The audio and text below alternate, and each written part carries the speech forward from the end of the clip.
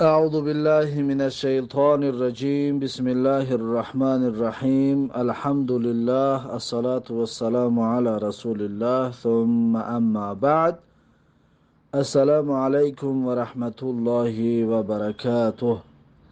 خب امام نووی رحمه الله در کتاب ریاض الصالحینش میگوید چطوری که درس گذشته شروع کردیم کتاب اللباس، باب اولش درباره مستحب بودن لباسهای سفید و جایز بودن پوشیدن لباس سرخ و سبز و زرد و سیاه پوشیدنش جایز است. خب از این باب چند حدیثش خوندیم و سه حدیث دیگرش باقی موندگی است.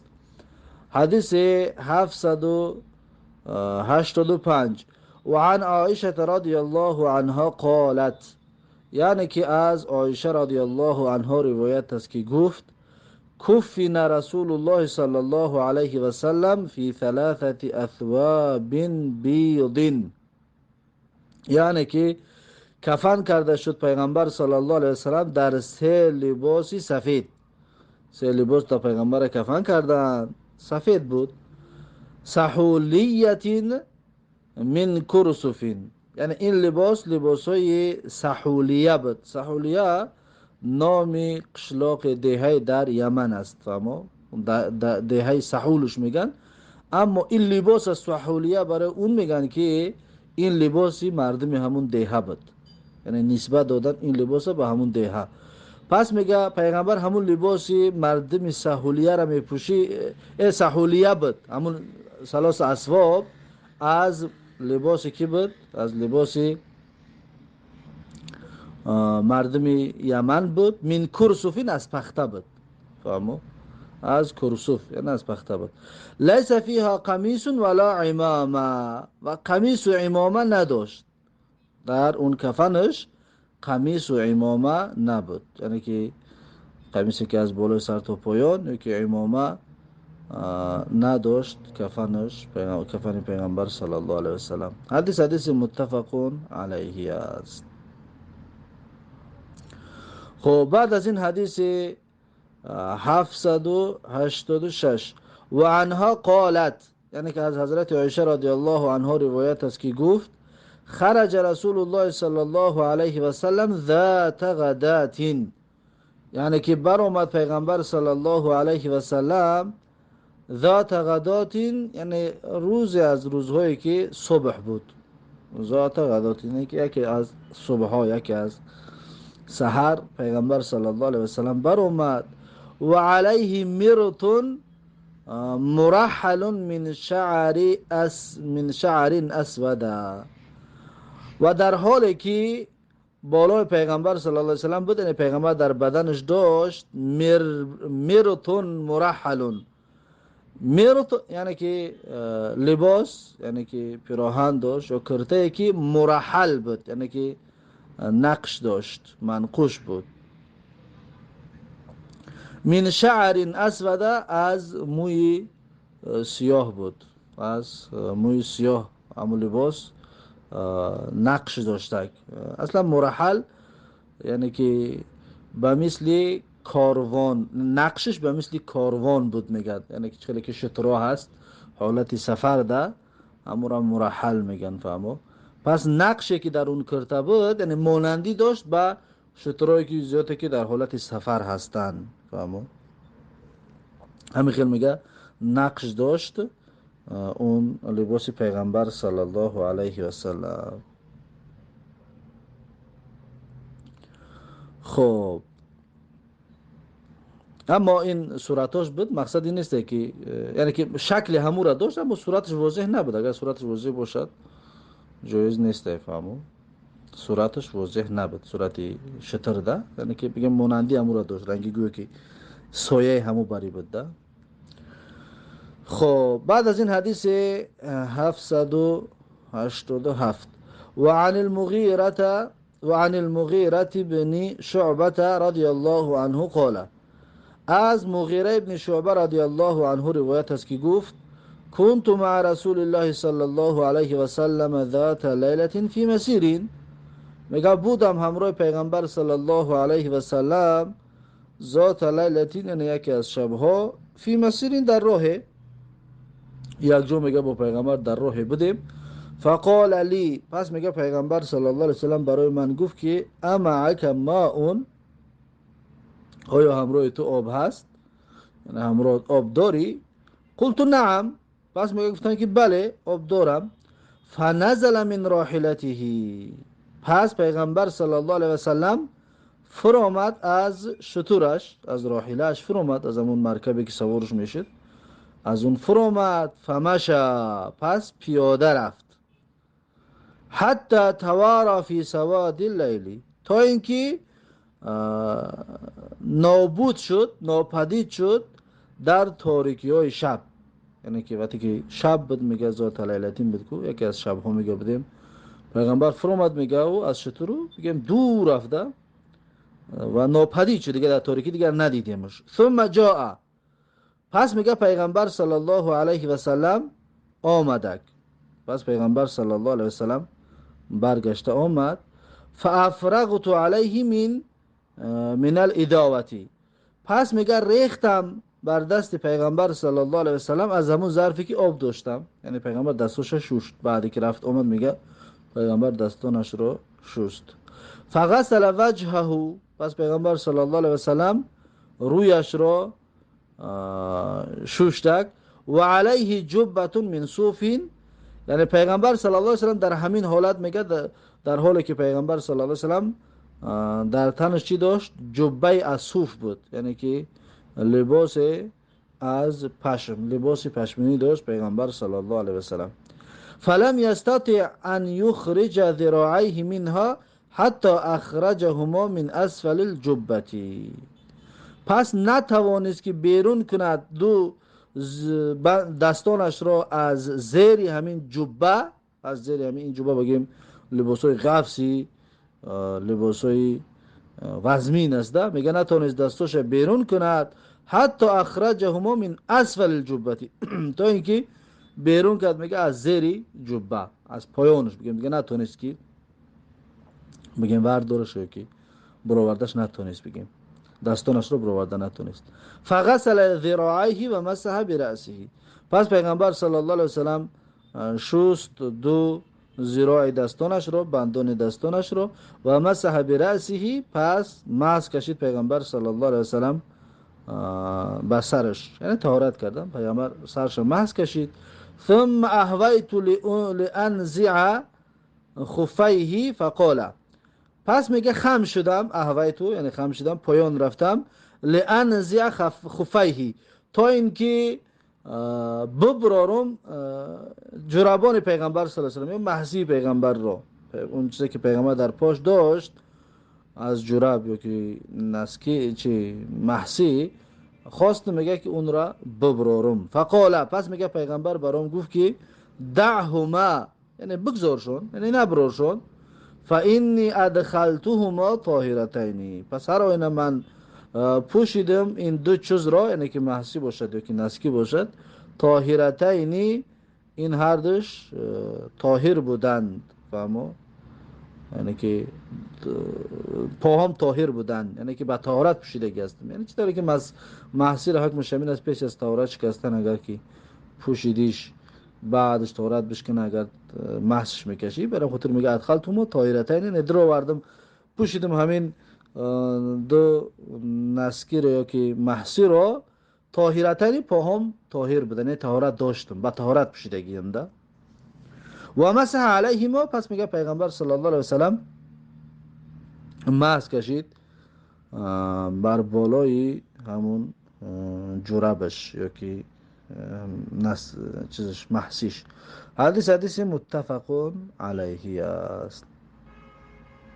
و فی روایتین، در یک روایت دیگر آمدگی است که و علیه جبة شامیة ضیقة الکمین، میگه که پیغمبر صلی الله علیه و سلم در همین حالت در بدنش داشت، میگه لباسی شامیه که، یعنی که لباسی سوریگیه که یه طرف شام خودش چند دولت ها میدرید، لباس شامیه که ضیقة الکمین، یعنی که تنگ بود آستینش، برای خاطر میگه پیغمبر گفت دستش برآورده نتونست که، یعنی که آستینش میگه تنگ بود، برای خاطر پیغمبر برآورده نتوانست. و فی روایت، در روایت دیگر آمده است که ان هذه القضیه کانت فی غزوه تبوک، همین قضیه و همین حکایه و داستان کانت فی غزوه تبوک بود در غزوه تبوک، یعنی کمی روی رخ دادگی است، همین به وجود آمدگی است همین داستان، همین قصه در غزوه تبوک. خب با همین این باب اول کتاب لباس با آخر رسید. بعد از این میگذاریم باب نو، باب استحباب القمیصی، یعنی که باب در مسئله مستحب بودن پوشیدن پیراهن، پوشیدن قمیص هم کتای درازی بالا تا پایین است که یک تا همون را قمیص میگن. خلاصه پوشیدن همین طور لباس مستحب است، خوب است.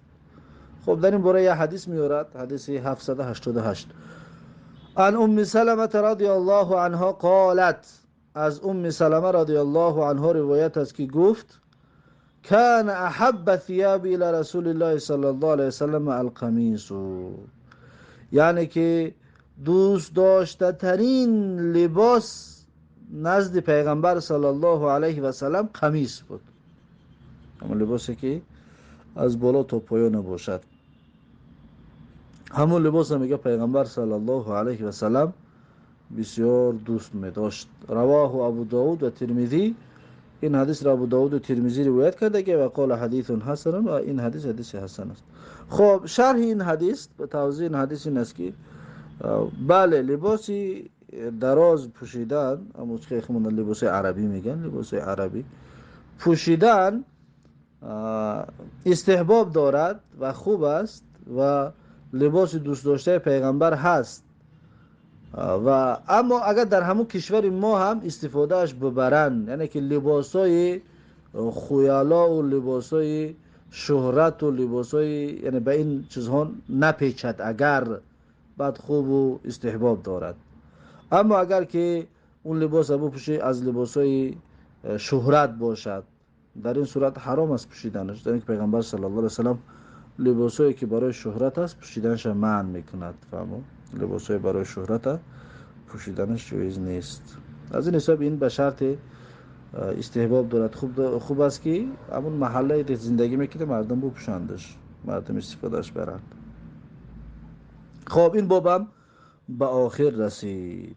بعد از این باب دیگر است که باب صفت طول القمیص والکم والازار و طرف الامامتی، یعنی که باب در مسئله صفتی، یعنی که اندازه و چینکی طول القمیص، درازی لباس، قمیص هم لباس عربی بگیم، باید درازیش تا کجا باشد؟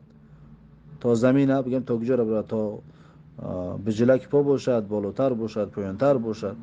والکمی و یا آستین ها باید تا کجا باشند، آستین های لباسی که میپوشیم تا کجا باشد. والازاری و ازار تا کجا باشد، شلوار. و طرف الامامتی و فش سله، یعنی که یک طرفی سله، یعنی که فش سله چند قدر باشد، یعنی که با پیش وقتی که در بین دو کیف سرش میتی تا کجا باشد، تا میان، بالاتر، پایینتر تا کجا باشد. و این باب در این مسئله ها صحبت میکند.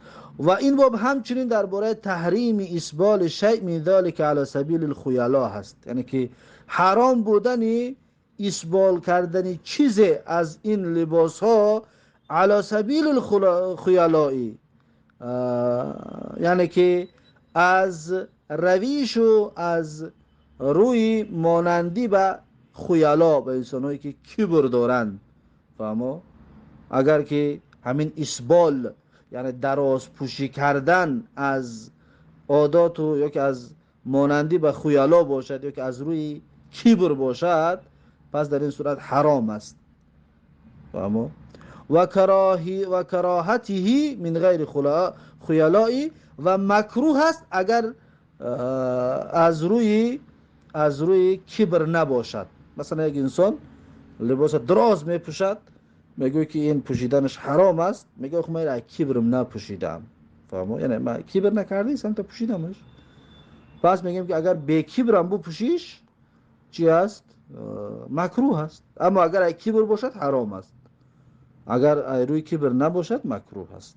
فهمو؟ اسبال نه دراز کردن همون چیز، مثلا شیم بروک از بجلک پا پایان باشد، اما این اسبال میگن. خب اکنون در این موضوع چند حدیث ها برامون تقدیم میکند. یکم حدیث این باب حدیث 789 حدیث است. عن اسماء بنت یزید الانصاریه رضی الله عنها قالت، یعنی که از اسماء بنت یزید انصاری رضی الله عنها روایت است که گفت کان کم قمیص رسول الله صلی الله علیه و سلم الی الرسغی، میگه بود آستینی پیراهن پیغمبر صلی الله علیه و سلم تا بندی دستانش، تا بندی دست بود آستینش. اما این اندازه آستین که باید تا بندی دست باشد.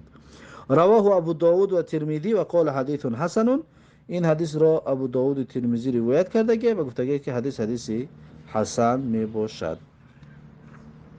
بعد از این حدیث 790 وعن ابن عمر رضی الله عنهما ان النبي صلی الله علیه و سلم قال، یعنی که از ابن عمر رضی الله عنهما روایت است هر پیغمبر صلی الله علیه و سلم گفتند من جر ثوبه خیلاء لم ينظر الله الیه یوم القیامه، یعنی هر کسی که جر ثوبه یعنی به زمین بکشد لباسش را، از درازیش ده لباس دراز بپوشد، لباس به زمین شکیده برود، و هر کسی که لباسش به زمین شکیده برود یا کشیده برد لباسش را، خیلاء یعنی همین کاری کرده که از روی کبر باشد، یعنی که انسان کبری، یعنی که بگیم از روی کبر باشد، لم ينظر الله الیه یوم القیامه، پس نگاه نمیکند الله تبارک و تعالی به این انسان در روز قیامت.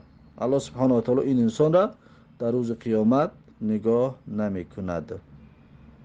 فقال ابو بکر، پس ابو بکر رضی الله عنه گفت که یا رسول الله این ازاری یسترخی الا ان اتعاهده. ابو بکر رضی الله عنه گفت که پیغمبر الله، هر آینه گفت ازار من یسترخی، یعنی که کشال میشنه پایان میرود، ازار من گفت پایان میرود، بگیم با زمین در زمین میرسد یا که درازی میکند پایان میرود، الا ان اتعاهده، مگر اینکه من همیشه فکرم در لباسم باید باشد، یعنی که قپیده بیستم یا که برداشته بیستم، خلاصه یک بگه مشغول لباسم باید باشم ده، اگر که اهمیت ندم گفت لباسم پایان میرود، لباسم یعنی که از بجلک پایان میرود. فقال له رسول الله صلی الله علیه و سلم، پس میگه پیغمبر صلی الله علیه و سلم گفت که انک لست ممن یفعله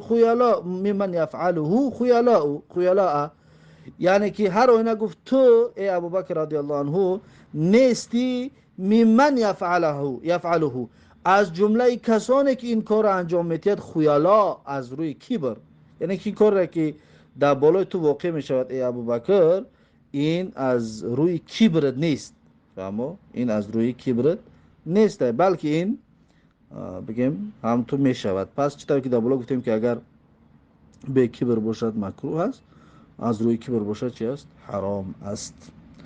از کبر نباشد مکروه است. چرا؟ زیرا اینکه تشبیه به انسان‌های کبردار هست، برای این خاطر مکروه است. اما اگر روی کبر باشد حرام میشد. رواه البخاری، این حدیث را امام بخاری روایت کرده است، و رواه مسلم بعده، و امام مسلم بعض این حدیث را روایت کرده است.